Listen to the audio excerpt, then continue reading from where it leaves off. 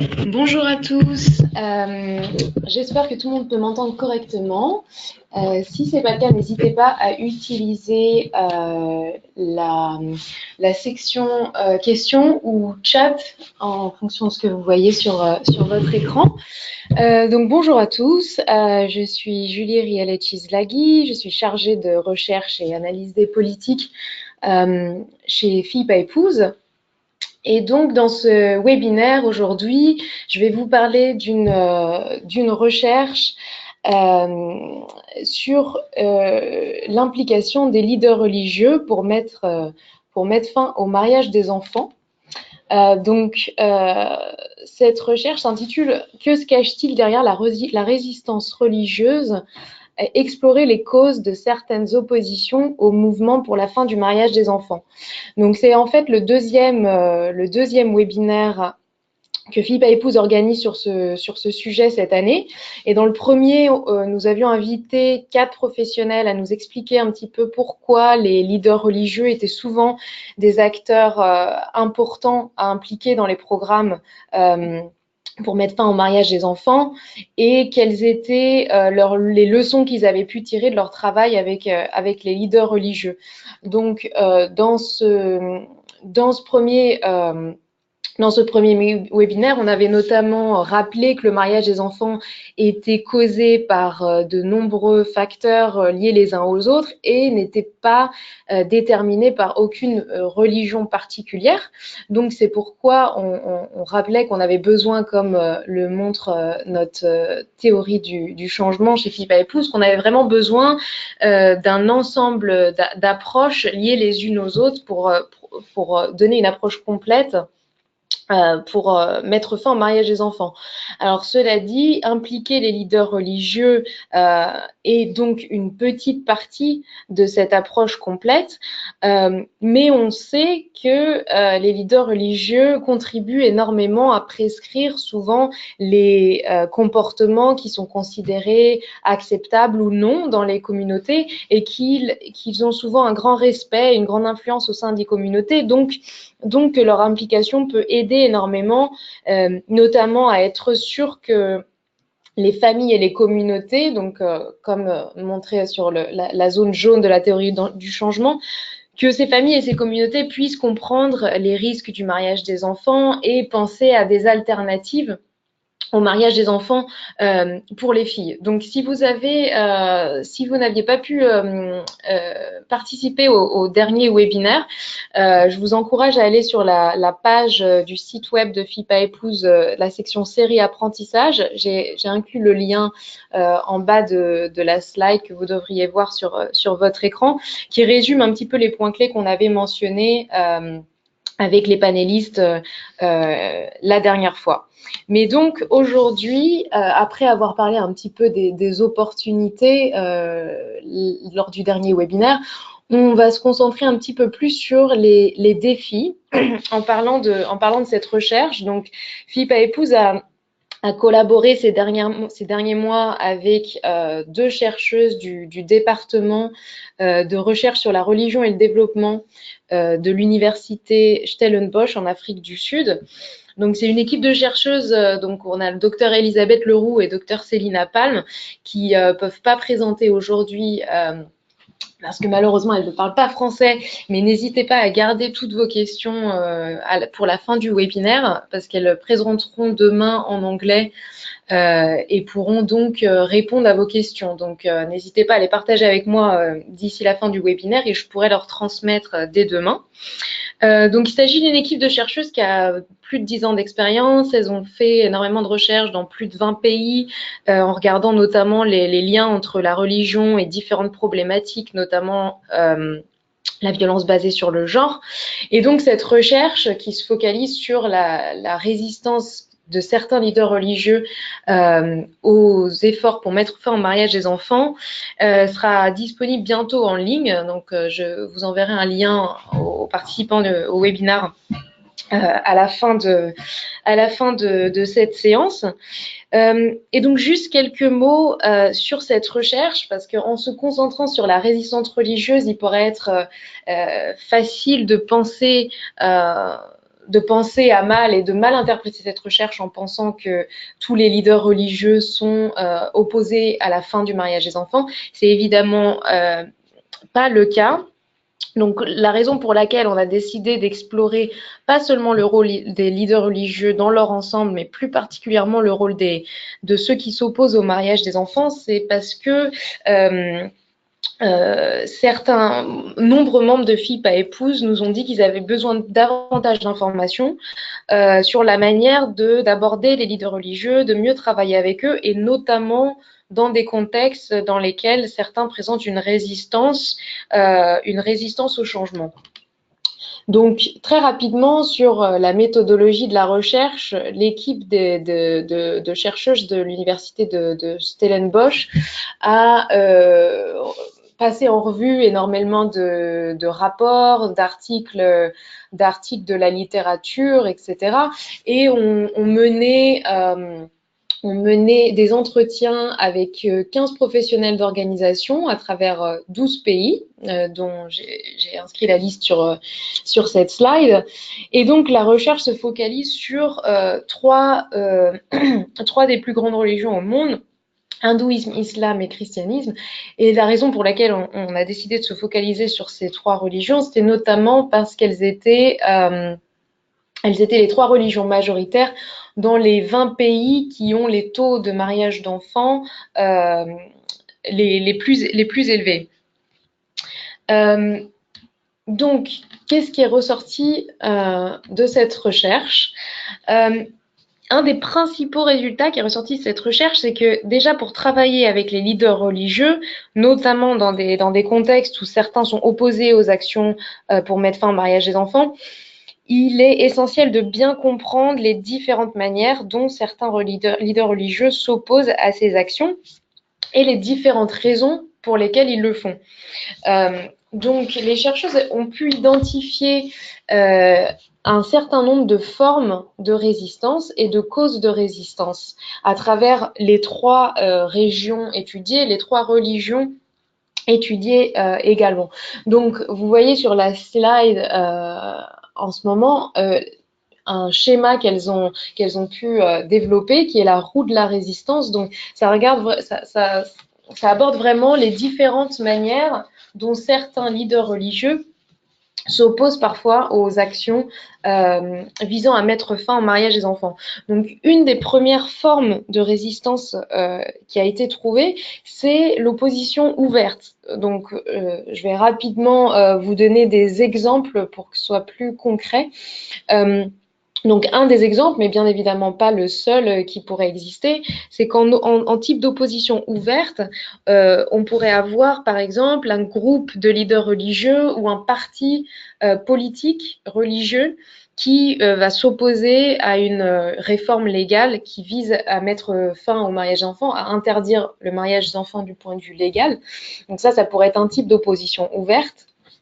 Ensuite, on pourrait voir ce qu'elles ont appelé une résistance spirituelle, où on a par exemple un leader religieux qui utilise les textes sacrés et certaines connaissances qui sont partagées au sein des communautés religieuses pour soutenir leur position sur le mariage des enfants. Et donc, argumenter que tous ceux qui s'opposent au mariage d'enfants, tous ceux qui cherchent à y mettre fin, seraient dans une position où ils iraient contre Dieu. Donc, dans ces cas-là, ça devient très difficile pour les communautés de pouvoir prendre position face à ça. Très liées à ces deux premières catégories, elles ont aussi identifié une forme de résistance qui se manifeste par une dénonciation des personnes qui sont opposées au mariage des enfants. Donc, on va avoir par exemple un parti politique religieux qui pourrait accuser tous ceux qui sont les activistes, les organisations qui sont en train de travailler pour mettre fin au mariage des enfants, pourraient être accusés d'être blasphèmes ou ils pourraient être menacés d'être excommuniés. C'est des choses qui ont été vues dans plusieurs contextes. Ensuite, une autre forme de résistance qui a été observée, ce sont les actions concrètes que prennent les leaders religieux. Donc, certains leaders religieux, par exemple, ça pourrait être un leader religieux local en zone rurale, dans un village, qui va performer, réaliser lui-même des mariages qui incluent des enfants, notamment dans des contextes où ça pourrait être interdit par la loi. Donc ça, c'est une autre forme qui a été observée. Et enfin, une dernière catégorie, la résistance silencieuse. Donc là, ce qui a été observé dans ces cas-là, c'est des exemples où on a des leaders religieux qui vont par exemple participer à des ateliers qui sont organisés par les organisations de la société civile pour essayer de les impliquer dans leurs actions. Et donc, malgré le fait qu'ils participent à ces ateliers, ils vont par exemple refuser de partager ce qu'ils ont appris avec leur communauté, refuser de parler dans leurs sermons, etc. Donc voilà un certain nombre de résistances. Et dans la catégorie autre que j'ai également incluse sur cette slide, c'est simplement pour les chercheurs voulaient marquer qu'il y a énormément d'autres formes de résistance. Et pour vous donner un exemple, une des autres formes de résistance observées a été par exemple une résistance un petit peu indirecte qui pourrait être une résistance plus générale, non pas seulement sur le mariage des enfants, mais aussi sur d'autres thématiques liées notamment à l'inégalité des genres, l'autonomisation des femmes, l'éducation des filles, qui sont évidemment tout enracinés dans l'inégalité de genre. Donc ça peut être aussi une autre forme de résistance.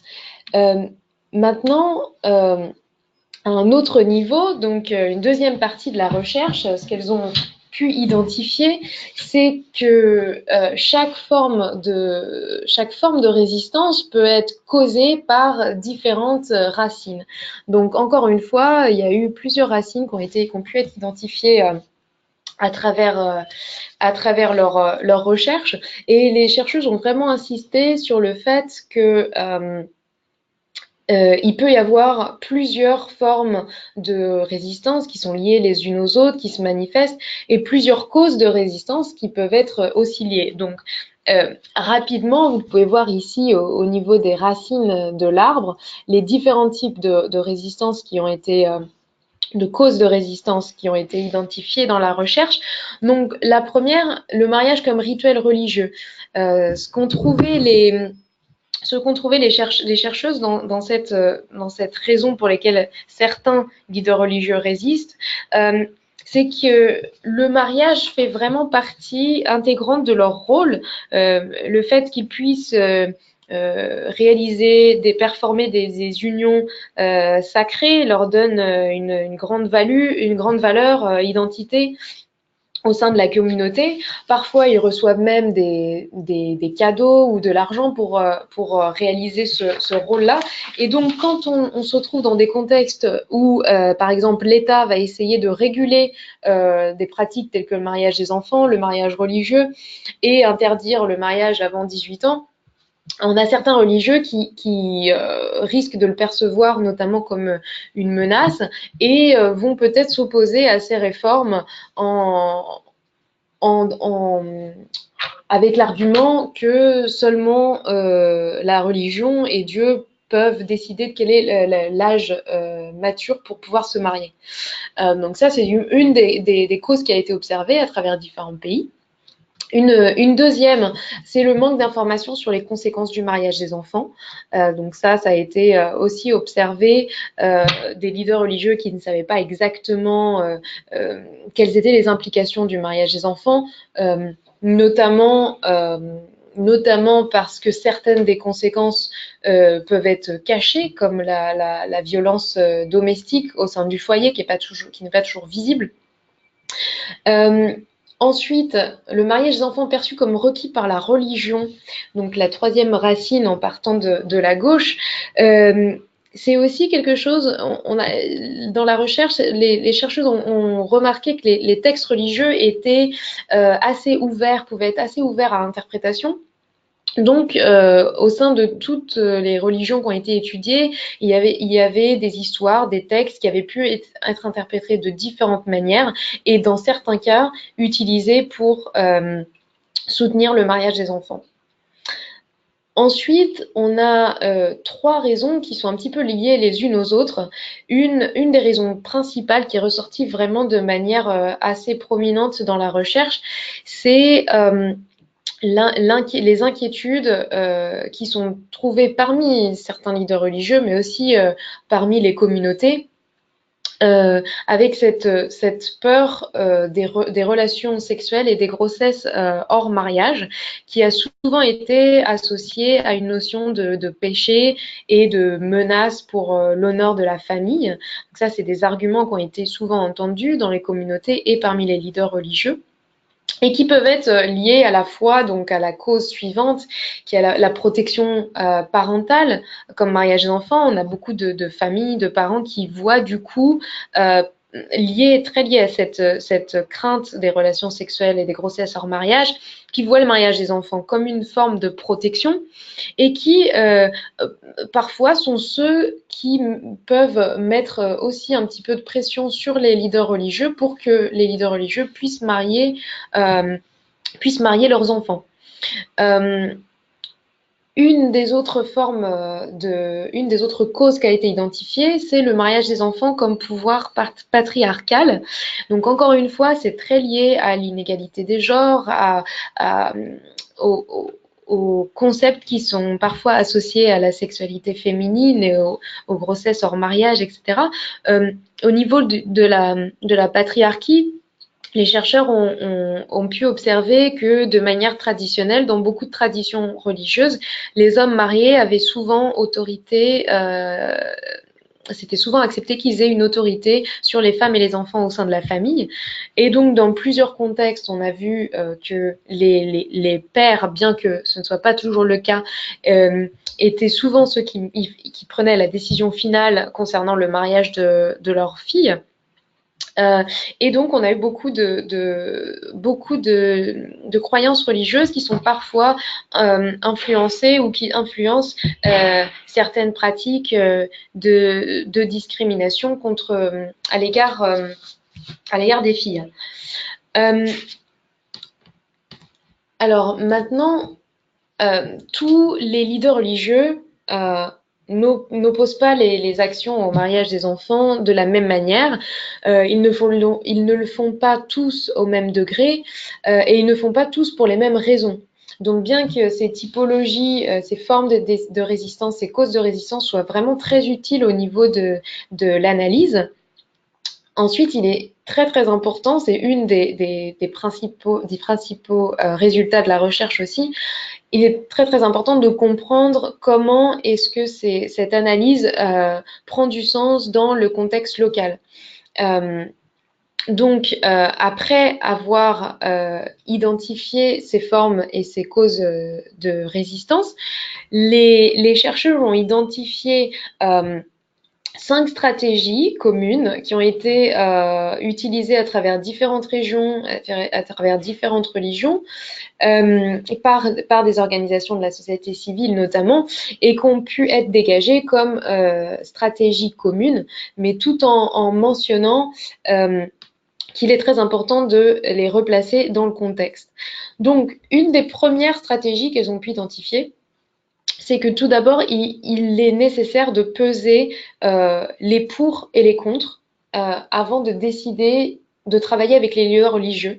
Et ce, notamment, surtout, dans les contextes où on observe une certaine résistance aux actions pour mettre fin au mariage des enfants. Ça, c'est un premier principe. Et un deuxième principe, c'est de ne pas chercher nécessairement à convaincre tout le monde et de prioriser son engagement. Donc, pour pouvoir faire ça, encore une fois, elles ont vraiment mis l'accent sur le fait qu'il faille comprendre le contexte religieux et à la fois identifier différents profils de leaders religieux. Donc vraiment ne pas considérer les leaders religieux comme un groupe homogène, mais vraiment ajouter une étape dans l'analyse de la situation au début de chaque projet pour comprendre qui sont les différents leaders religieux, quels sont leurs degrés de résistance s'il y a résistance, pourquoi est-ce qu'ils résistent et en fonction de ça, dans le contexte, l'environnement culturel, politique, religieux, comment est-ce qu'on va pouvoir adapter nos stratégies au niveau local. Donc sur cette slide, j'ai inclus un lien vers un toolkit de FIP à épouse que certains d'entre vous ont peut-être déjà consulté, qui se focalise sur la conception de projets pour mettre fin au mariage des enfants et la collecte de fonds. Et donc je voulais rappeler l'utilité de ce toolkit parce qu'il inclut notamment toute une section qui est assez basique du développement de projet, qui se focalise sur l'analyse de la situation que toute organisation établit normalement au début d'un projet et sur la cartographie des acteurs. Et en fait, ce sur quoi je voulais attirer votre attention par rapport à ce toolkit, c'est que bien qu'il soit assez général et qu'il soit pertinent pour tout projet visant à mettre fin au mariage des enfants, et d'ailleurs pour tout projet portant sur d'autres thématiques, quand une organisation cherche à impliquer les leaders religieux, pense que ça pourrait être une bonne idée, il faut aller un petit peu au-delà de cette situation, de cette analyse de la situation classique et ajouter l'analyse donc des types de résistance et des causes de résistance au niveau de cette analyse de la situation. Donc, quand on cherche à comprendre quelles sont les causes du mariage des enfants dans le contexte local, quels sont tous les différents acteurs qui vont être importants à impliquer pour le projet, ce que énormément d'organisations font comme première étape. À ce moment-là, on va aussi pouvoir intégrer donc cette roue de la résistance que je vous ai montrée, l'arbre de la résistance, et essayer de comprendre un petit peu davantage sur le contexte religieux et les différents profils de leaders. Donc il y a un certain nombre d'outils et de questions qui peuvent aider avec ça. Donc comme je l'ai mentionné avant, une première question à se poser, c'est bien entendu d'évaluer un petit peu les risques et les opportunités qu'il peut y avoir à impliquer les leaders religieux et quels leaders religieux. Donc ensuite, on a toute une série de questions que les organisations vont pouvoir se poser. Est-ce qu'on parle des leaders religieux hommes, des leaders religieux femmes, des jeunes, des intellectuels, des partis politiques? Donc dans la recherche, encore une fois, c'est assez difficile de résumer l'ensemble de la recherche parce que c'est un rapport très dense qui contient beaucoup d'exemples. Donc, je vous invite vraiment, dès qu'il sera publié, dès que je vous envoie le lien, à regarder plus en détail. Mais notamment, la recherche a mentionné que dans certains contextes, les leaders religieux qui sont des femmes sont souvent plus ouvertes à des thématiques comme le mariage des enfants et pourront sans doute aider à notamment remettre en cause un système patriarcal qui va peut-être être en place dans certains contextes. Donc voilà, il est vraiment important de se demander de quel leader religieux on parle, quels sont ceux qui ont une plus grande confiance au sein de la communauté, quelle est la portée de leur réseau, quel est leur poids, et comprendre également quelles sont leurs opinions sur le mariage des enfants, mais aussi sur d'autres thématiques très liées comme l'égalité des genres. Et donc, en comprenant un petit peu, en répondant à ces questions, ça permettra de dresser un profil de ces différents leaders religieux. Et au lieu d'utiliser donc le tableau qui est là, que vous avez peut-être déjà vu pour analyser quels sont les acteurs clés au sein de votre projet, souvent on a tendance à aborder les leaders religieux comme un groupe homogène et peut-être les placer donc dans une des cases du tableau, donc selon qu'il soit opposé au projet et ait une faible influence dans la case A, ou qu'il soit opposé au projet et ait une forte influence dans la case B. ou qu'ils soutiennent le projet et aient une faible influence dans la case C, ou qu'ils soutiennent le projet et aient une forte influence dans la case D.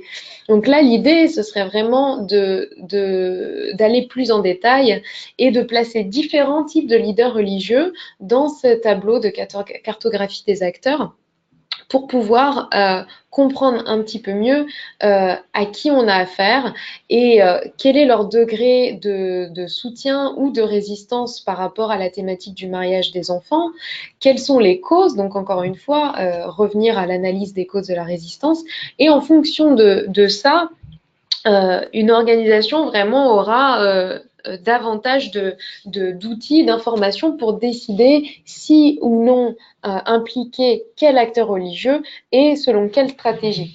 Donc juste pour vous donner un des exemples qui a été mis en valeur dans le rapport. Par exemple, on a certains membres de FIPA Épouse au Pakistan qui, après avoir mené toute cette analyse, comprendre le contexte religieux, quels étaient les différents profils de leaders, etc., ont décidé qu'il serait sans doute pas une bonne idée d'impliquer les leaders religieux qui étaient affiliés à des partis politiques, parce qu'ils avaient remarqué par leurs recherches que souvent, ces leaders particuliers avaient tendance à s'approprier certains ateliers sur le mariage des enfants et à les tourner pour les utiliser pour leur propre agenda politique, et qu'ils étaient souvent opposés à la fin du mariage des enfants. Donc, ils ont par exemple décidé de ne pas impliquer ces leaders particuliers-là. Cela dit, sur un petit peu la même thématique, on a un autre membre de FIPA Épouse en Malaisie, cette fois, qui, en pesant les pour et les contre pour se demander si, oui ou non, il devait impliquer les leaders qui faisaient partie de partis politiques, ils ont, à vrai dire, pu identifier un parti politique religieux qui était relativement progressif, et ont décidé, vu leur influence, de les impliquer sur leur projet. Et donc, pour faire cela, de faire appel à d'autres leaders religieux assez haut placés dans la hiérarchie pour pouvoir les approcher. Donc, on voit bien dans ces deux exemples-là à quel point il est important de faire cette analyse par rapport à son propre contexte, puisque dans le cas du Pakistan, l'implication des leaders religieux dans des partis politiques a été bannie par l'organisation, tandis qu'en Malaisie, elle a été privilégiée. Donc voilà, ça c'est vraiment une étape essentielle qui est ressortie en tant que stratégie de la recherche. Ensuite, donc ce que je mentionnais, c'est que j'ai oublié de mentionner un point, c'est que l'importance de pouvoir décider si ou non impliquer certains leaders religieux, c'est donc cette idée de prioriser son engagement et de construire une masse critique. Donc l'idée, c'est de ne pas devoir convaincre tous les leaders religieux, mais d'en convaincre assez pour que la balance puisse pencher vers le mariage des enfants. Donc vraiment construire, avoir assez de supporters pour que la balance pèse. Donc une deuxième stratégie qui a été identifiée par les chercheurs, c'est quelque chose avec lequel on est plus familier en général, qu'on entend beaucoup, c'est que bien évidemment, pour pouvoir travailler de manière efficace avec les leaders religieux, qu'ils soient résistants ou non, il faut respecter leur libre arbitre. Et chercher à comprendre leur position, pourquoi est-ce qu'ils peuvent, par exemple, s'opposer au mariage des enfants, et vraiment arriver avec un esprit de non-jugement et de respect pour pouvoir collaborer avec eux. Une autre des stratégies qui a été identifiée, c'est de bien choisir son point d'entrée. Donc, notamment quand les leaders religieux sont assez résistants, il est très important de peut-être commencer par quelque chose de moins polémique que le mariage des enfants, par exemple, si on a pu identifier que les leaders sont particulièrement pas réceptifs à cette idée. Donc, par exemple, on avait un exemple qui a été pointé dans la recherche. En Inde, une des organisations locales qui a pris part à la recherche a attendu elle avait pu construire des relations de confiance avec les leaders religieux sur un sujet qui était dans leur contexte moins polémique, c'est-à-dire l'éducation des filles. Et après avoir pu construire une relation vraiment de confiance autour du sujet de l'éducation des filles, c'est seulement après un certain temps qu'ils ont pu commencer à aborder la thématique du mariage des enfants et construire sur cette relation qu'ils avaient déjà établie. Donc ensuite, on a toujours l'idée qui est assez répandue aussi d'utiliser un langage approprié, un langage qui parle aux leaders religieux. Donc ça peut être trouver des points communs. Donc par exemple encore, ça peut être l'éducation, la protection de l'enfant. Ça va vraiment dépendre des leaders religieux. Ce pourquoi il est important de bien les cerner, de bien comprendre qui ils sont. Et ça va dépendre du contexte. Et ensuite, il est aussi extrêmement important de bien choisir ses interlocuteurs. Donc, un des exemples qui a été encore une fois euh, mis en avant dans la recherche, c'était par exemple si une organisation confessionnelle chrétienne cherche à intervenir dans une zone d'intervention où les populations sont majoritairement musulmanes, il y a évidemment un risque de crédibilité à ce niveau-là. Donc on a des organisations qui ont décidé de construire des partenariats entre organisations et musulmanes et chrétiennes pour pouvoir apprendre des leçons tirées des deux côtés et adapter les programmes au contexte local.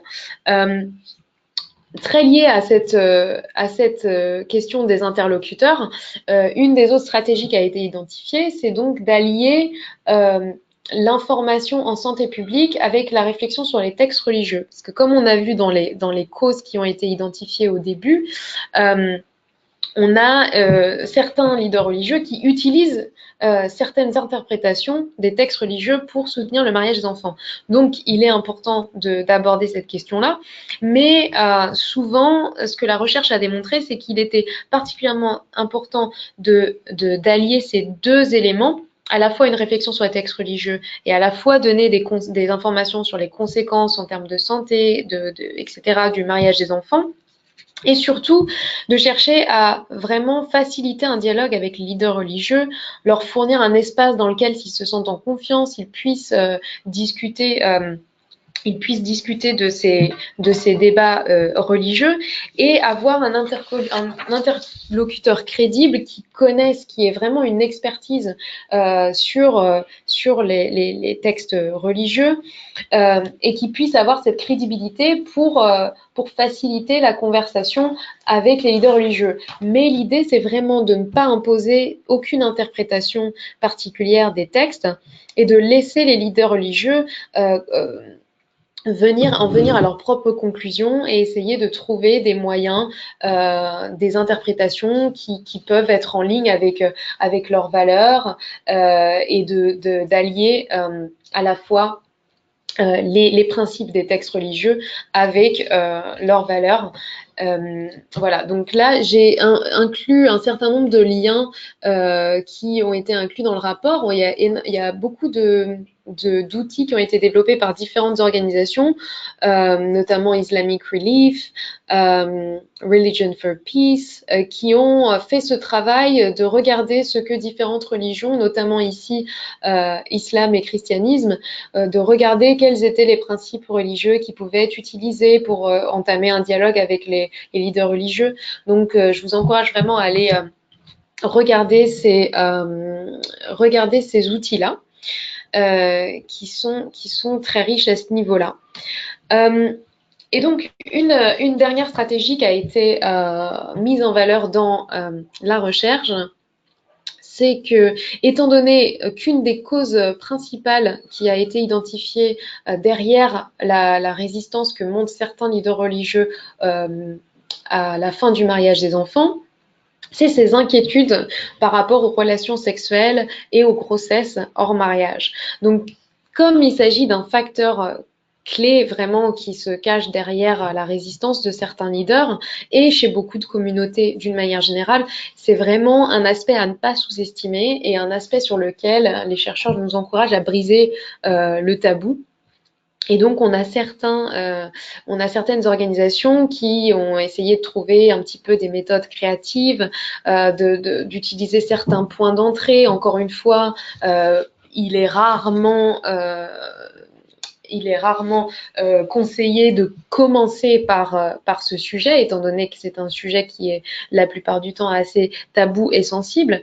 Donc, au bout d'un moment, encore une fois, construire une relation de confiance avec les leaders religieux pourra énormément aider.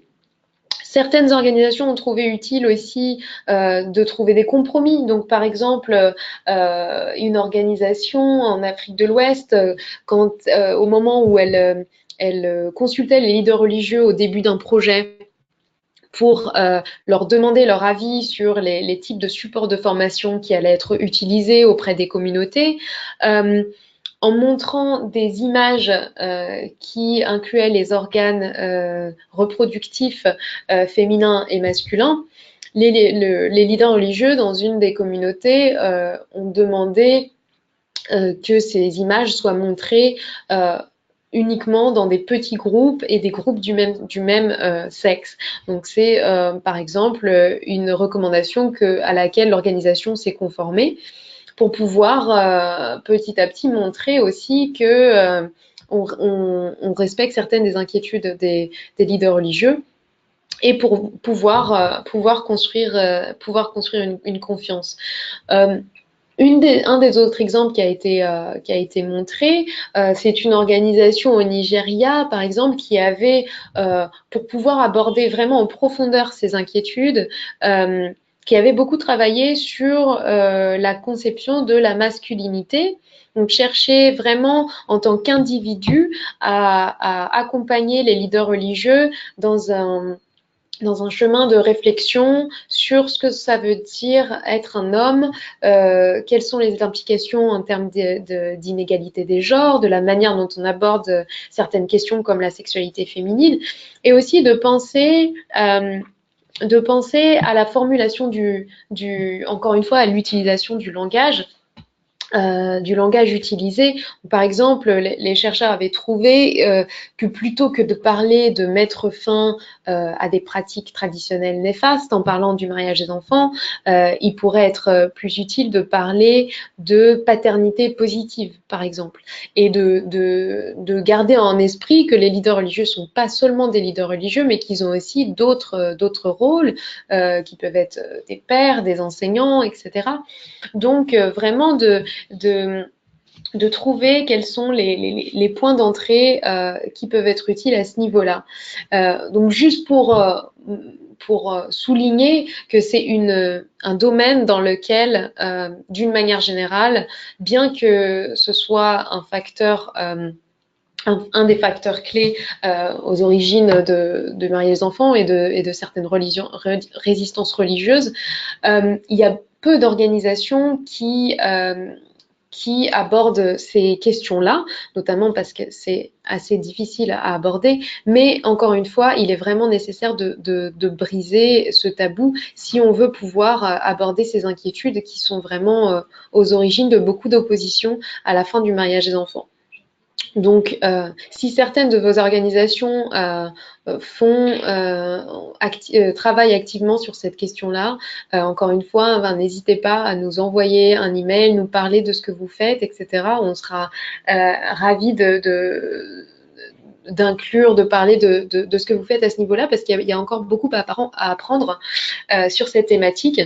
Donc, j'ai inclus juste quelques ressources qui ont abordé cette question-là de la sexualité, que vous pouvez voir sur la slide. Donc, je vous encourage encore une fois à aller regarder ça. Voilà. Donc, un dernier point, je vois que le temps passe assez rapidement, donc je vais accélérer un petit peu pour vous laisser le temps de poser toute question dans la section questions. Juste un dernier point que je voulais mentionner, encore une fois, je vous enverrai la présentation avec ces exemples et ces liens. Mais un point qui a été mis en valeur dans la recherche, c'est qu'on manque cruellement de données sur l'impact des interventions qui cherchent à impliquer les leaders religieux pour mettre fin au mariage des enfants. Donc, encore une fois, ici, je vous ai inclus un guide d'utilisateur, un rapport sur les indicateurs qui peuvent être utiles pour mesurer ces impacts, avec quelques exemples. Donc, c'est un message qu'on vous encourage aussi à prendre. Et un dernier élément que je voulais mentionner, c'est que bien évidemment, l'implication des leaders religieux pour mettre fin au mariage des enfants est seulement une petite partie d'une approche complète pour mettre fin au mariage des enfants, et qu'elle est liée à beaucoup d'autres thématiques que vous avez sûrement entendu parler dans différentes ressources de FIPA Épouse. Donc, j'ai parlé des questions autour de la sexualité. L'implication des leaders religieux a aussi attrait à l'engagement des hommes et des garçons pour mettre fin au mariage des enfants. C'est aussi très très lié à la thématique des normes sociales, puisque souvent les leaders religieux participent à dicter quels comportements sont acceptables ou non, quelles sanctions sociales vont être appliquées pour marier les enfants ou marier les filles, pour marier les enfants ou accepter un âge du mariage plus tardif. Donc, je voulais juste vous orienter vers le centre de ressources de FIPA Épouse qui contient énormément d'autres ressources qui sont très liées à cette thématique-là. Voilà, donc comme je vous l'ai mentionné, je vous enverrai le lien vers le rapport de recherche dès qu'il est publié. Et en tant que FIPA Épouse, nous allons aussi développer une note d'information qui sera plus courte, plus pratique, avec beaucoup d'exemples pour résumer un petit peu cette recherche. Donc, je ne manquerai pas non plus de vous envoyer ça assez rapidement. Donc, voilà pour aujourd'hui. Si vous avez des questions, n'hésitez pas maintenant à les inclure dans la section questions de votre écran. Donc, je vais attendre, je vois qu'on a une ou deux questions qui sont en train d'arriver.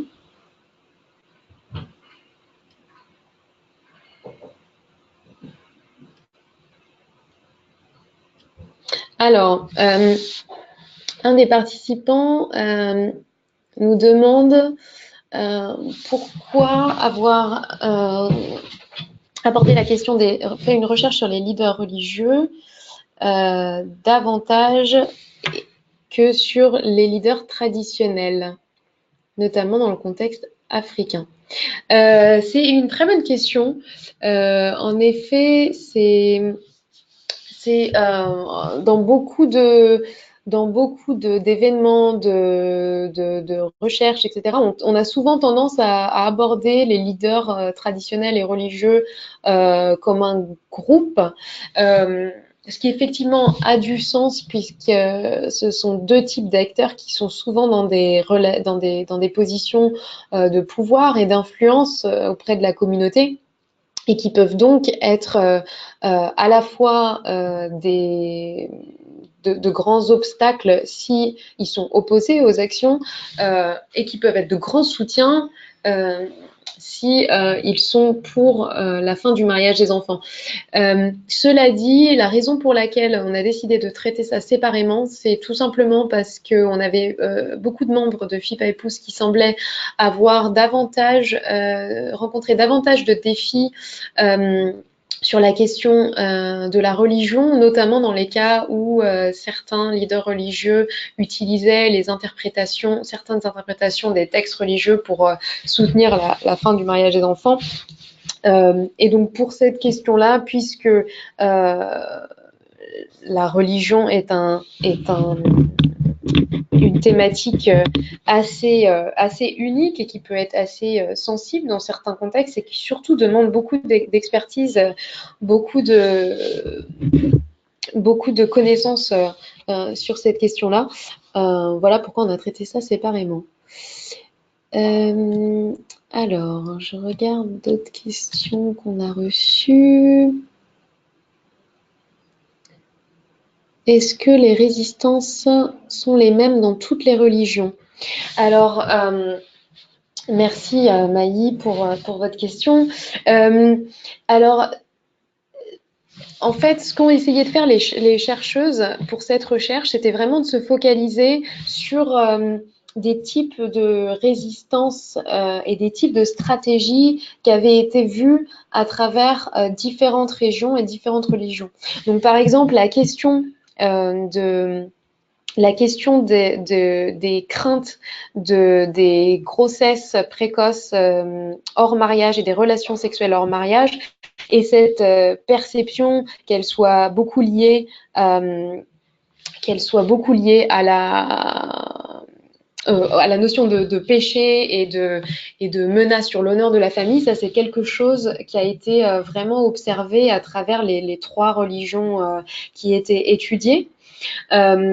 Après, c'est vrai que comme je l'ai expliqué au début de la recherche, il est vraiment nécessaire de contextualiser.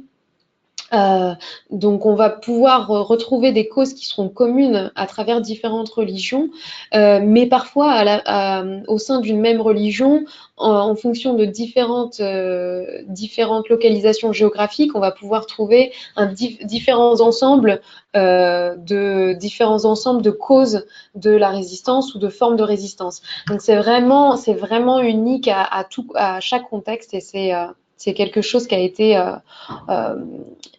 appuyé de nombreuses fois par les chercheurs. Alors, excusez-moi, juste le temps de lire.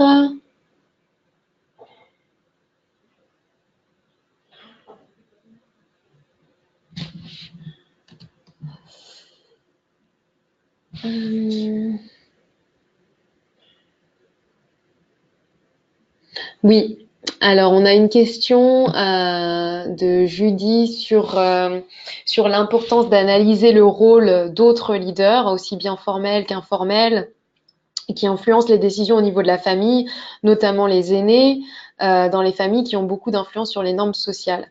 Donc oui, effectivement, Judy, c'est un point très important. Enfin, comme je le mentionnais avant, l'implication des leaders religieux est vraiment une partie d'une approche plus globale. Et donc, quand je vous montrais la théorie du changement et l'importance d'impliquer les familles et les communautés, sur les efforts pour mettre fin au mariage des enfants, dès qu'il s'agit de normes sociales, effectivement, il y a énormément d'acteurs impliqués. Et par exemple, c'est pour ça que, comme je disais au début de l'exposé, il est notamment important de vraiment se poser la question honnêtement. Est-ce que travailler avec les leaders religieux, dans mon contexte, ça a du sens ou non? Parce que par exemple, on a un exemple dans la recherche où une organisation a trouvé que les leaders religieux avaient énormément d'influence d'une manière générale, mais pour ce qui s'agissait de passer certains messages aux jeunes, les familles directes avaient beaucoup plus d'influence. Donc, ce qu'ils ont décidé de faire, c'était que pour certains messages, ils passaient effectivement davantage par certains membres de la famille. Notamment, il me semble que dans ce cas-là, c'était beaucoup ciblé sur les oncles et les tantes. Mais en voyant que les leaders religieux avaient de l'influence sur l'ensemble de la communauté, dans ce cas, ils allaient plutôt ils allaient plutôt collaborer avec les leaders religieux pour faire passer des messages au niveau de la communauté et pas nécessairement cibler les jeunes. Donc vraiment, ouais, c'est très très important de passer assez de temps sur cette analyse. Alors, on a une question. Pourquoi certains leaders religieux ont un double langage pour les populations et les acteurs de terrain? Par Kadi. Je suis pas sûre de bien comprendre votre question, Kadi. Si vous voulez essayer de reformuler un petit peu, ça pourrait. Je vais attendre juste une minute ou deux.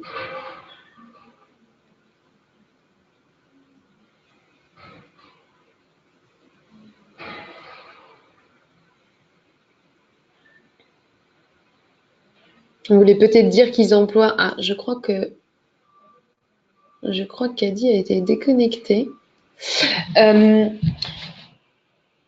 Ok, ben, peut-être Kadi, si vous pouvez m'envoyer votre question, si vous pouvez m'envoyer votre question à la suite du webinaire, en développant un petit peu ce point-là, je pourrais la transmettre directement aux chercheurs dans le webinaire de demain en anglais. Donc, bah, écoutez, s'il n'y a pas davantage de questions, je pense qu'on va pouvoir clore le webinaire. Merci à tous pour avoir participé. Et encore une fois, donc, restez à l'écoute pour que je vous envoie un lien du rapport complet et de la note d'information plus courte qui comprendra un certain nombre d'exemples et sera assez pratique et sera bien entendu accessible en français. Voilà, bah, écoutez, merci à tous et très bonne journée.